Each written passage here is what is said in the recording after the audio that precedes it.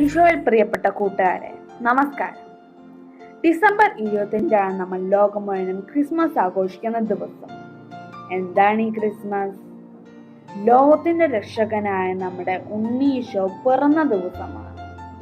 അതെ, ബെത്ലേഹേമിലെ ഒരു കൊച്ചു കാലിത്തൊഴുത്തിൽ മറിയത്തിന്റെയും ജോസഫിന്റെ മകനായാണ് ഉണ്ണീശോ ജനിച്ചത്.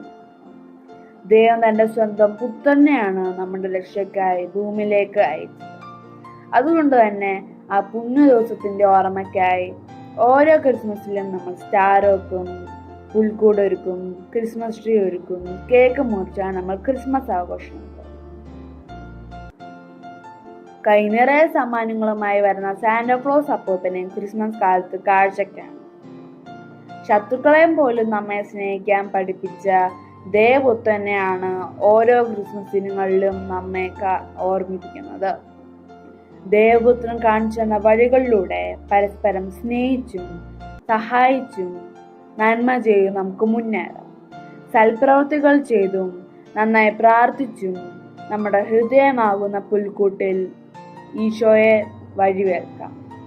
എല്ലാവർക്കും ക്രിസ്മസ് ആശംസകൾ.